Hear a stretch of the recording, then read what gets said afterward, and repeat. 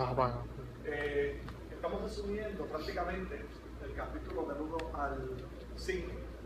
Del 1 al 3 se habla de la experiencia doctrinal, del 4 en adelante se habla de la experiencia práctica.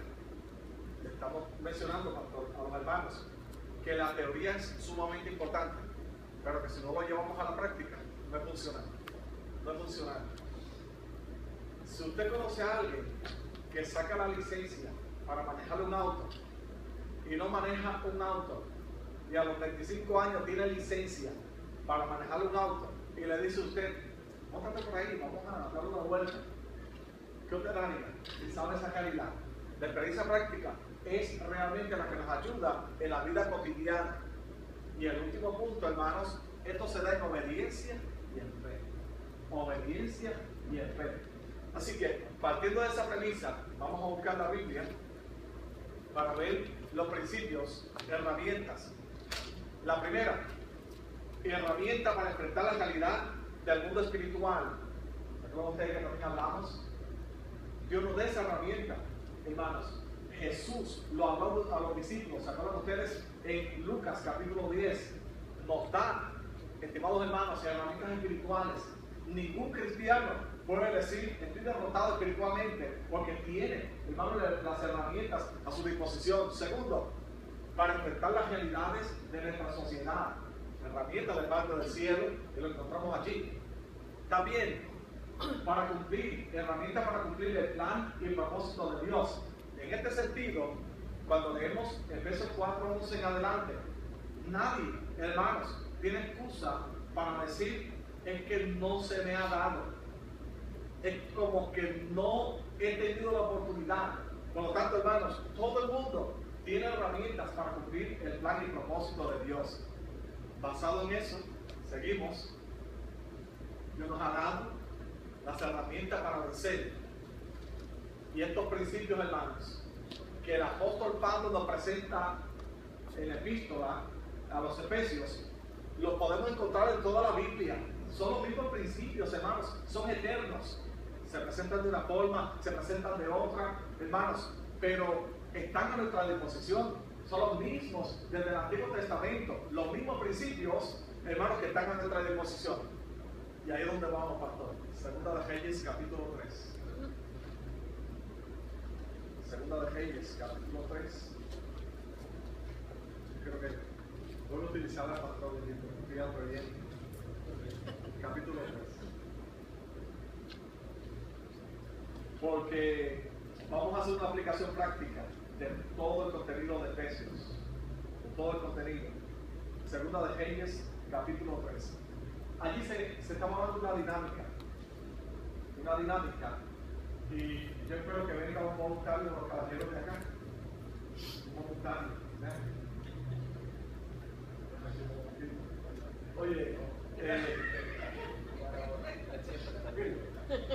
voluntario siempre, voluntario. Voluntario. Voluntario siempre. Miren, hermanos, quiero desarrollar de esta forma porque esos principios de Efesios son los mismos que encontramos en todo el pueblo hebreo, los mismos que encontramos en toda la Biblia, hermanos. Los principios que se nos dan del cielo para nosotros ser más que vencedores. Así que, miren esta historia. Y nos vamos desde el versículo número 1. Joram, hijo de Acab, comenzó a reinar en Samaria sobre Israel el año 18 de Josafat, rey de Judá. Recuerden ustedes que se habían dividido en dos: reino del sur, reino del norte, 10 tribus y 2 tribus. Así que estaba Joram y estaba Josafat. Yo me quiero tomar el atrevimiento, pero para que traiga el papel de Joram, y el pastor lo va a hacer el papel de Josafat. Josafat. Note en lo que dice el versículo 2, hablando de Joram. Te tomó la prueba, pero después hablamos. E hizo lo malo ante los ojos de Jehová. Pero hay una coma y dice, la coma antecede a lo que parece ser un pequeño elogio. se hizo lo malo, aunque no como su padre y su madre, porque quitó las estatuas de Baal que su padre había hecho, pero se entregó a los pecados de Jeroboam, hijo de Nabat, que hizo pecar a Israel, y no se apartó de ellos. Ahora, hay una situación que la encontramos en el versículo 4. En el 5 en adelante dice: pero nuestro Acab, rey de Moab, se rebeló contra Israel. Estamos hablando, se rebeló contra Joram. Así que ahí Joram tenía una gran dificultad, porque Moab, hermanos, lo estaba amenazando. Así que en ese momento las amenazas, hermanos, no eran tan diplomáticas, eran amenazas y eran amenazas. El versículo 6: salió entonces de Samaria el rey Joram y pasó revista de todo. El rey se acercó y miró y dijo: con esto no puedo. Hizo un análisis de una ecuación. Todavía no he entrado en acción, ya mismo que entra en acción. Y fue y envió a decir a Josafat. Se le acerca a Josafat. Recuerden que Josafat estaba con la tribu, con el reino del sur. Entonces, Josafat, Joram se acerca a Josafat, al rey de Judá, y le dice: el rey de Moab se ha rebelado contra mí. Y le hace una pregunta: ¿irás tú conmigo a la guerra contra Moab? Esa es la pregunta que le hacen, todos hermanos. Eran hermanos, se habrían dividido en dos tribus, pero eran hermanos, Joram y Josafat. ¿Quién ahora mismo tiene en sí el problema y la dificultad? Joram. Pero Joram se le acerca a Josafat y le hace una pregunta: tengo a Moab encima, ¿vamos a pelear juntos? Miren el versículo que sigue, el versículo 7. El 7 dice, en la parte B: y él respondió: iré porque yo soy como tú, y mi pueblo como tu pueblo, y mis caballos como los tuyos. Hasta ahí todo está transcurriendo, hermanos, de lo más normal. Y era muy lógico que Josafat le dijese eso: vamos para allá. Ahora, miren ustedes, ¿dónde es que Josafat, hermanos, comienza una pequeña dificultad? Y dijo, esta fue la pregunta que hizo Josafat: ¿por qué camino iremos? Le pregunta a Josafat a Joram. Noten, estimados hermanos, y él respondió: por el camino del desierto. Yo creo que usted y yo analicemos esto, estimados hermanos. La desesperación nos puede llevar a tomar decisiones equivocadas. Estaban en desesperación, y a veces, en medio de la desesperación, tenemos buena intención, pero tomamos caminos rápidos, tomamos decisiones equivocadas. Dice que ellos fueron por el camino desierto, y eso luego vamos a ver que les trae dificultades. Habiendo otros caminos. ¿Cuál fue el error que cometió Josafat? Que le preguntó a Joram: ¿por qué camino iremos? Y aquí es donde nosotros, que yo, tenemos que aprender de Efesios. No te señalan los libros, ¿no? Miren, hermanos, nunca le preguntes a alguien que usted sabe que no es tan espiritual por qué camino iremos y qué decisión tomaremos. Quien tiene que tomar el control es el espiritual. El espiritual. A veces uno por cortesía, hermanos, y diplomacia, pero el espiritual, aunque tenga buena intención, alguien como Joram no tiene las herramientas para llevarlo por buen camino. Por lo tanto, lo llevó por el mal camino, porque fue el camino del desierto. Un poquito adelante dice: salieron pues el rey de Israel, el rey de Judá y el rey de Edom, porque se le añadió, y como anduvieron rodeando por el desierto 7 días de camino, le faltó el agua para el ejército y para todas las bestias que le seguían. Miren ustedes ese segundo punto, hermanos. La desesperación nos lleva a hacer cálculos equivocados. Estaban desesperados porque Moab estaba allá. Ya habían cometido un error de que iniciaron un camino en la travesía del desierto, pero no calcularon adecuadamente, hermanos, el agua. Así que ahora tienen dos dificultades que van el pastor cuando uno está en una situación y con tal de resolverla se mete en otra situación. Así que ahora tienen una situación más urgente, fue que le faltó el agua. La desesperación nos puede llevar, hermanos, no tan solo a decisiones equivocadas, a hacer cálculos, hermanos, no sabios. Luego dice, el versículo 10, entonces el rey de Israel dijo,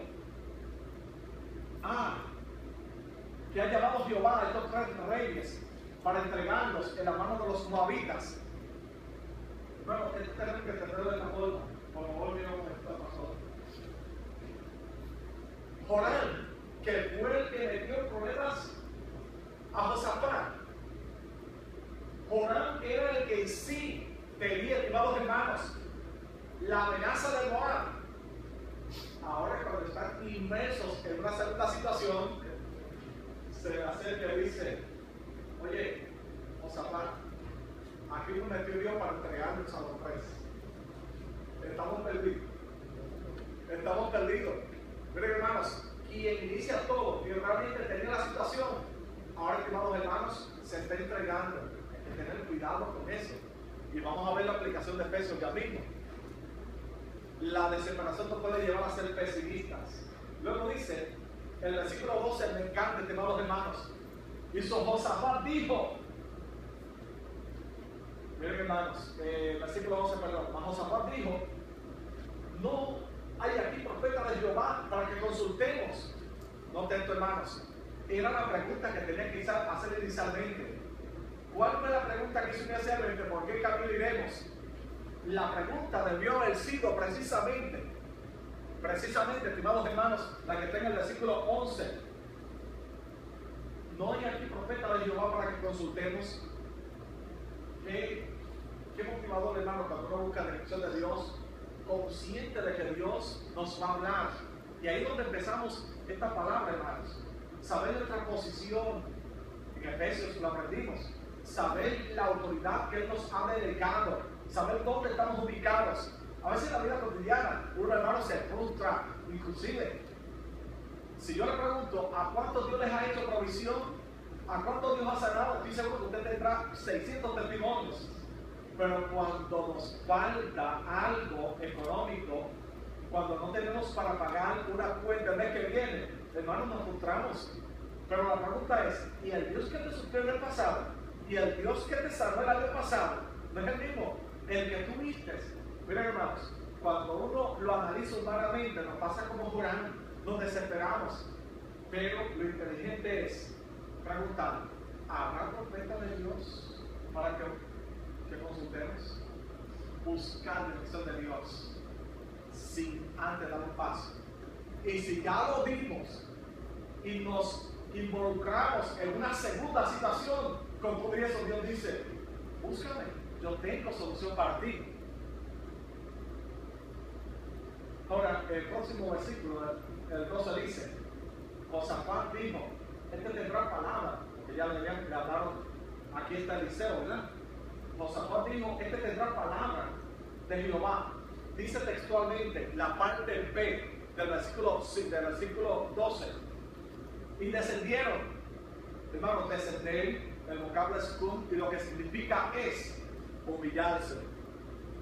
En ese proceso de humillarse, hermanos, solamente se puede humillar el que sabe dónde está parado, el que sabe cuál es su relación con Dios y que sabe cuán dispuesto está Dios para ayudar a uno.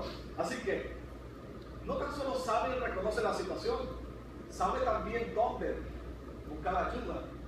El 13 dice, entonces Eliseo dijo al rey de Israel, ¿qué tengo yo contigo? Ve a los profetas de tu padre y a los profetas de tu madre. Y el rey de Israel respondió, no. ¿Quién era el rey de Israel, hermanos? dice? Orad, Israel.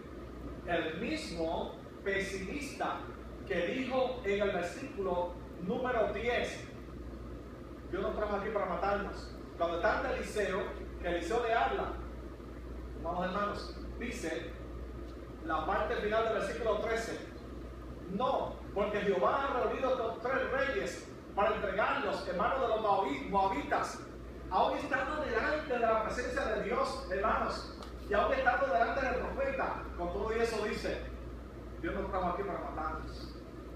¿Saben qué, hermanos? Vamos a encontrar esa situación muchas veces. Un Jonás pesimista, que cuando Josafat dice, vamos hacia adelante, que cuando Josafat dice, caminamos en el nombre del Señor, ¿saben qué sucede, hermanos?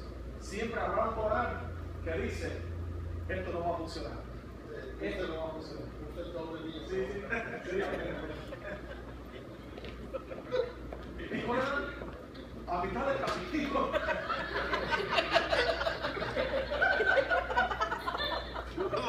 los actores tienen doble. Eso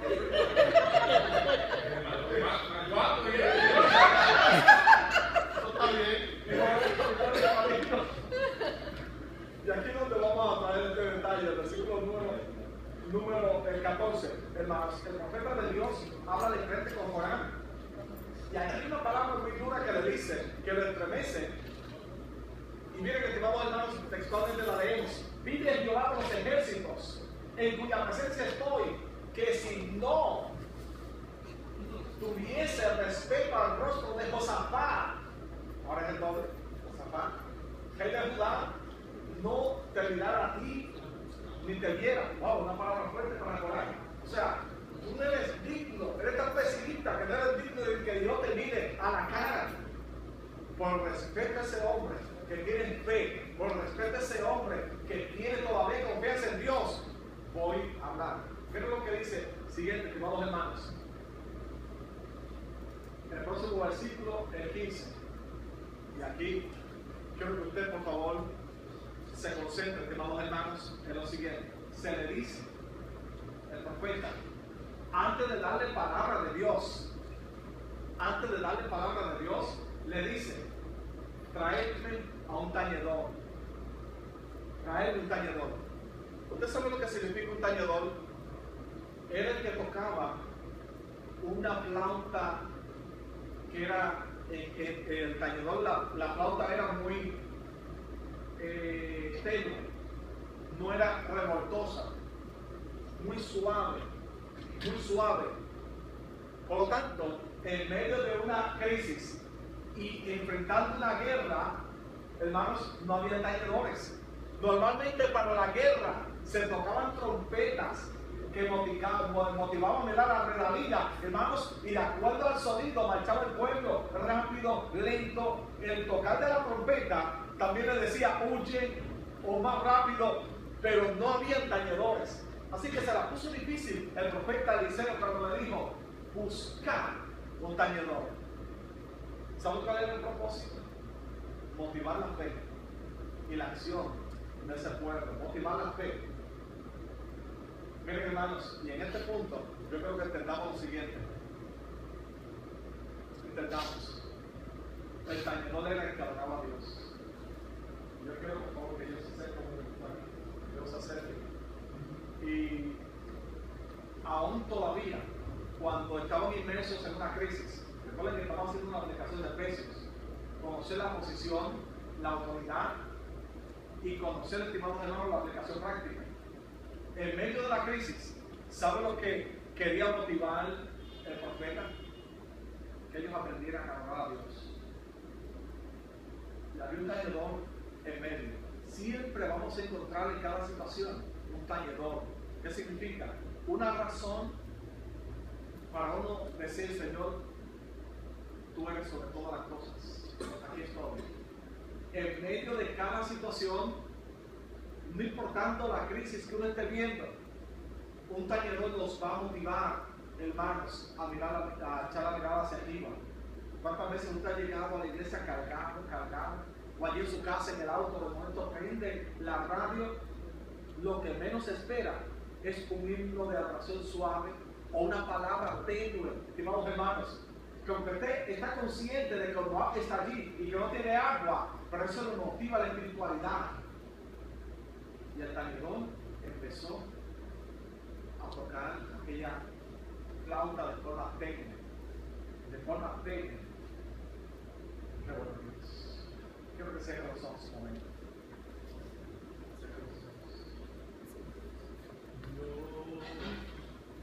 No eres mi sustento, Gracias, Dios. a mi vida da aliento. Gracias, Dios. Espíritu sereno sentir, Gracias. el viento, la fuerza que me lleva a luchar contra el tiempo, Sí, Señor. provisión del cielo, el Dios que me desata y que refresca mi alma al pronunciar tu nombre, la tempestad se calma. Dios,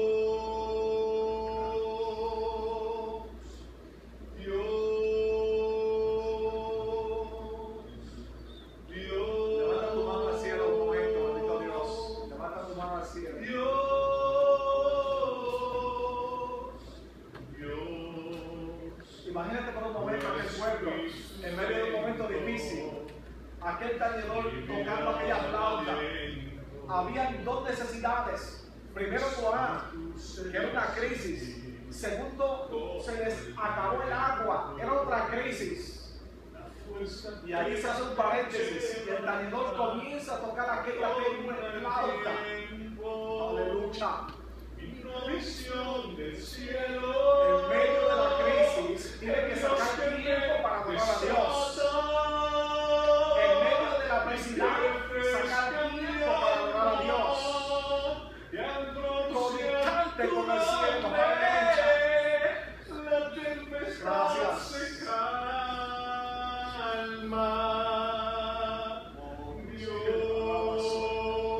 Alabanzas al Rey.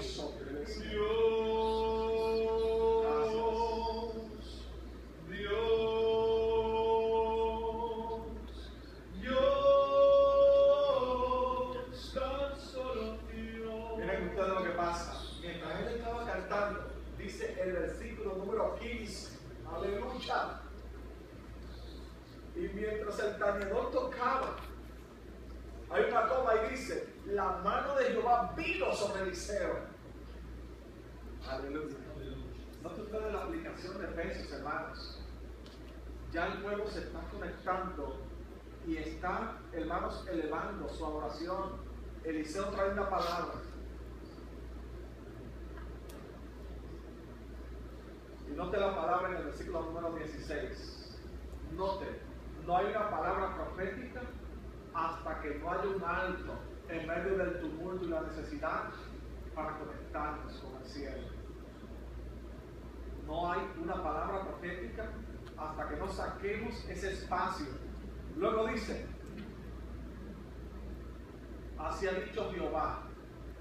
Esa es la palabra que le trae. Haced en este valle muchos estanques. Note, hermano, cómo yo lo descifro. Dios nunca nos va a pedir algo que usted y yo no lo podemos hacer. Dios, hermanos, nos va a pedir algo que está a nuestro alcance. Porque Él parte con lo que yo sé. El pueblo hebreo era experto y todavía son expertos haciendo cosas. Son expertos. Por lo tanto le dice: haced en este valle muchos estanques. ¿Se acuerdan que hablamos nosotros hace unos días atrás de los estanques? Y Dios lo que le dice fue: haced estanques. Pero note, hermanos, eso también es un reto a la fe de ellos. Efesios, hermanos, continuamente nos habla de fe y obediencia. Un reto porque ellos estaban en un desierto. Y conocedores y peritos en la materia, ¿creen ustedes que no habían evaluado la posibilidad de sacar agua? Así que Dios lo que le está diciendo: tú no estás viendo agua, pero haz lo que sabes hacer. No evalúes que es un desierto. No evalúes que no hay posibilidades. Simplemente lánzate en obediencia y en fe. Yo te he dicho, haz que estanques en este valle. Hermano, habrá que tener fe. Cuando en medio de la soledad, cuando en medio de la crisis, Dios nos dice, sigue cantando. Dios nos dice, sigue hablando. Dios nos dice, sigue caminando. Y Dios te dice, sigue para adelante. Adelante, en el nombre del Señor. Y uno dice, wow, es que no veo nada. Pero sigue haciendo. No lo que pasa, hermanos. El versículo 17. Porque Jehová ha dicho así: no veréis viento, ni veréis lluvia. Hay un punto y una coma, dice, pero este valle será lleno de qué. ¿Saben lo que le quiere decir, hermanos? No trate de evaluar la ecuación, no mire las nubes, el viento, no evalúes, no calcules. Sencillamente camina en obediencia. Tú haz lo que te estoy diciendo. A ti te toca obedecer, a mí me toca traer agua. A ti te toca caminar en fe, el agua la voy a traer yo. ¿Saben qué, hermanos? Luego dice, próximo versículo, no veréis viento ni veréis lluvia, pero este valle será lleno de agua, y beberéis vosotros y vuestras vacas, vuestro ganado. Luego el 18, me está bien interesante, estimados hermanos.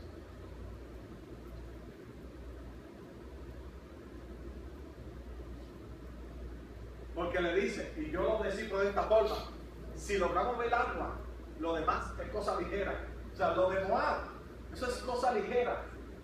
Usted sabe que en mi barrio, allá en Villalba, hay un refrán que dice un pellizco de ñoco. ¿Usted no ha escuchado eso? ¿No ha escuchado eso? Pues sabe lo que es un ñoco, ¿verdad? Han visto a una persona que nace así, que ya vea mucho, o que le falta la mitad de esto, ¿verdad? Que lo que tiene es un muñoncito, lo que tiene, no tiene mano, la mano no la tiene para pellizcar.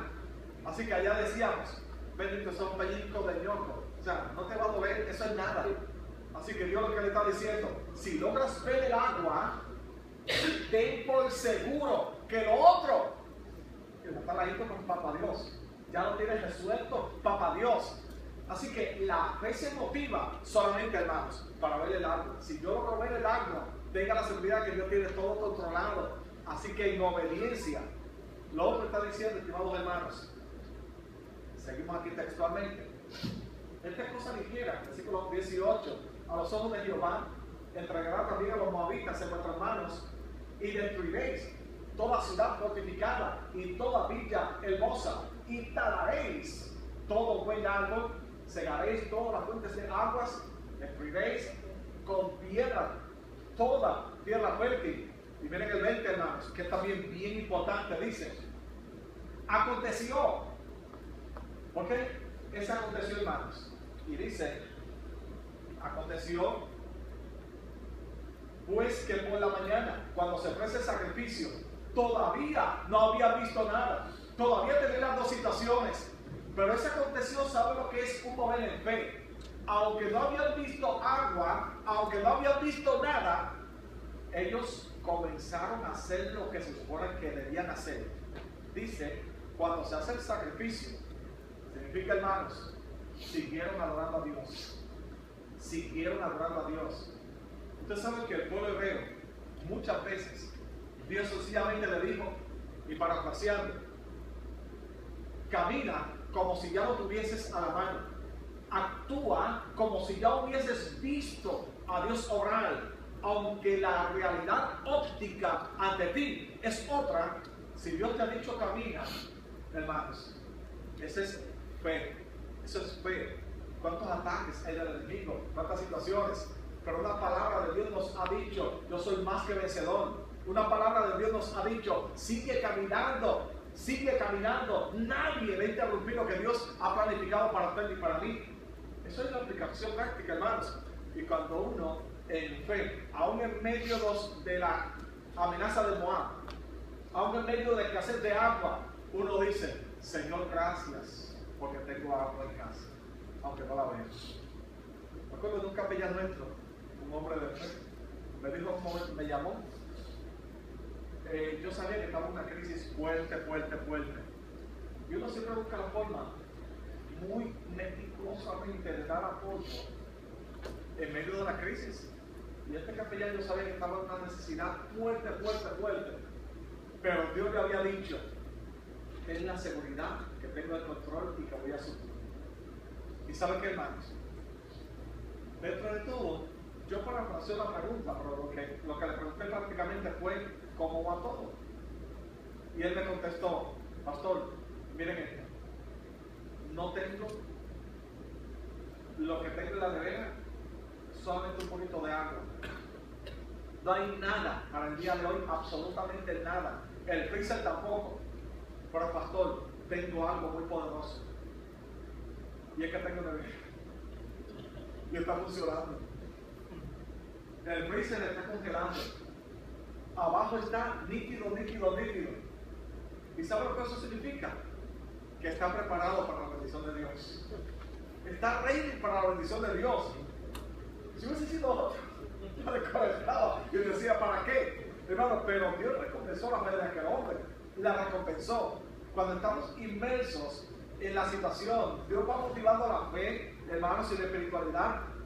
Y por lo tanto, eso aconteció del versículo 20, y que por la mañana cuando se ofrece el sacrificio, sencillamente es, yo le creo a Dios. Y aunque Moab sigue allí, y aunque parte el agua, yo voy a adorarlo como si ya me hubiese llenado todos los estanques de agua. Lo voy a seguir adorando como si hubiese tomado ya el control de Moab. Miren, hermano, qué interesante como continúa el versículo 20.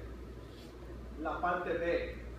He aquí, vinieron aguas por el camino de Moab, y la tierra se llenó de agua. Yo quiero plantearle este punto final, lo que vamos a tener allí, hermanos. Dios, hermanos, sigue siendo el mismo. No ha cambiado. La misma experiencia práctica del libro de Efesios es la misma que se utilizó, esos principios espirituales desde el Antiguo Testamento. Saber la posición y la autoridad, conocer, estimados hermanos, quién soy y dónde Dios me ha ubicado, qué Él me ha dado, caminar en obediencia y en fe. Caminar en obediencia y en fe, que no es fácil, va a producir todo esto. ¿Saben lo que Dios hizo con ese pueblo, hermanos? El Dios que es dueño absoluto y creador de todo. Él dio una orden, estimados hermanos, y cuando se aplica una ley espiritual, de principio usted lo debe conocer, cuando se aplica una ley espiritual, todas las leyes de menor jerarquía quedan sujetas a esa orden, usted lo sabe, sujetas a esa orden. Por lo tanto, se aplicó una ley espiritual y Dios le dijo al río grande, allá en el oro, le dijo, allá hay gente que espera agua, así que vamos a hacer un cauce por aquí, donde no hay cauce.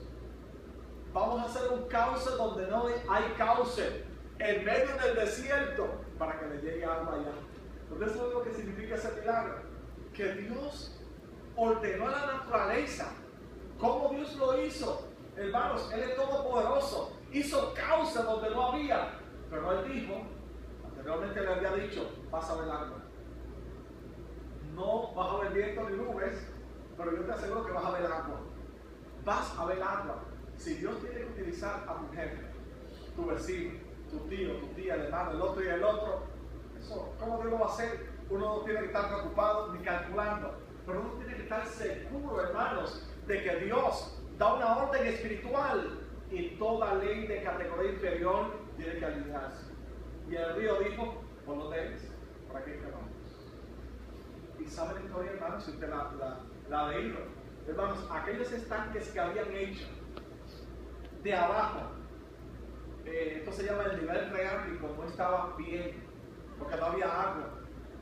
Ellos tuvieron por fe que hacer pozos, pero cuando llegó el agua, hermanos, yo me imagino un sol increíble. Yo me imagino, estimados hermanos, no había ni una nube. pero el agua estaba fluyendo porque Dios hizo un cauce en el desierto.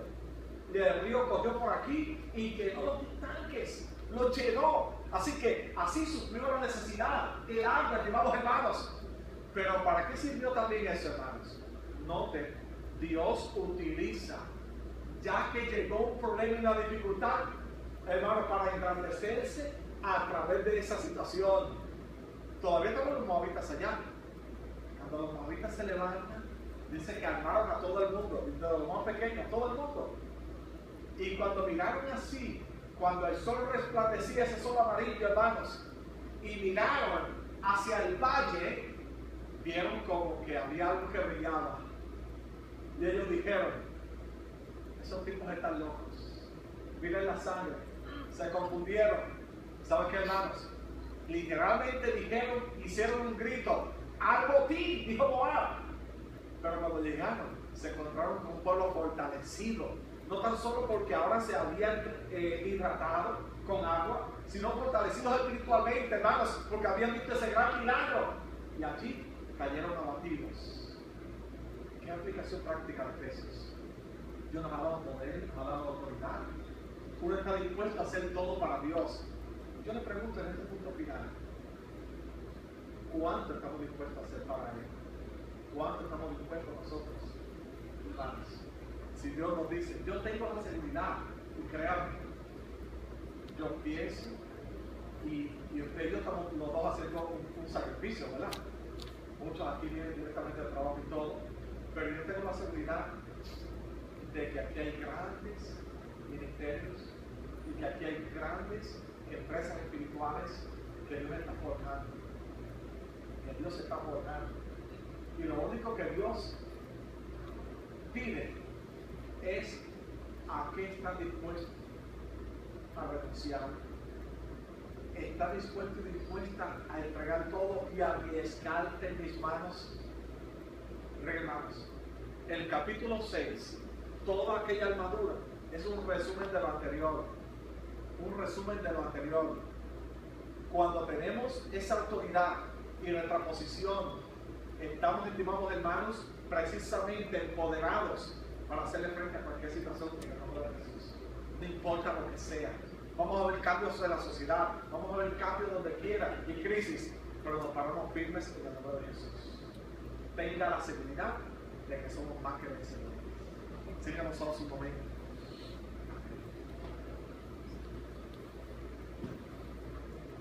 Dios nos da la victoria. Dios nos da la victoria.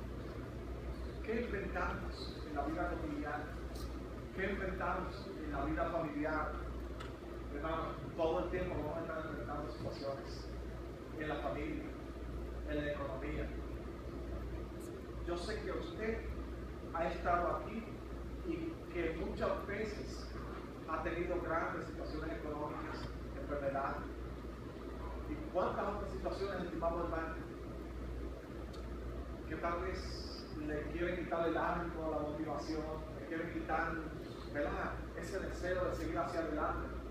Pero hoy Papá Dios nos ha dicho, tienes herramientas para vencer en el nombre de Jesús. Herramientas. No importa que sea necesidad de agua, no importa que sea amenaza de Moab. Camina en fe, camina con obediencia. Sigue adorando a Dios. Saca el tañedor que hay en tu interior y comienza a adorar a Dios aún en medio de la crisis, aún en medio de la situación. Comienza a adorar a Dios. Disfruta la presencia de Dios. ¿Y sabe qué, hermanos? Dios sencillamente te llama a hacer lo que tú sabes hacer.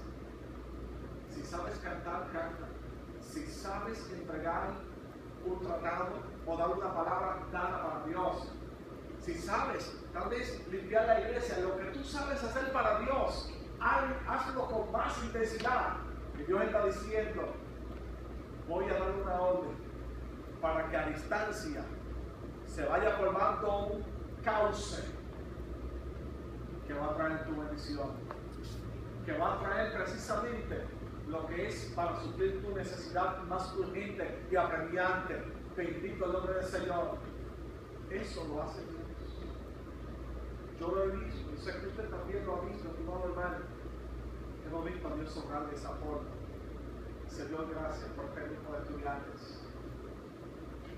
En esta culminación, como una aplicación práctica de lo que es el libro de Efesios, con principios que son eternos, que los vemos, Señor, desde el Antiguo Testamento, que tú nos has ubicado en una posición a nivel espiritual, de autoridad, aún sobre los poderes infernales.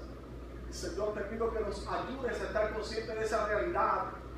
También la realidad de que vivimos en un mundo lleno, Señor, de dificultades, pero tú nos has llamado precisamente en medio de la tiniebla para hacer luz. Considera, por favor, la petición de cada uno de tus hijos. Considera, por favor, Señor, aquellas peticiones que están en tu memoria y permite que ellos vean tu mano obrar como nunca antes. Sobre todo, que los efluvios de tu Santo Espíritu se dejen sentir en cada fibra de su cuerpo y de su vida. Póngase de pies.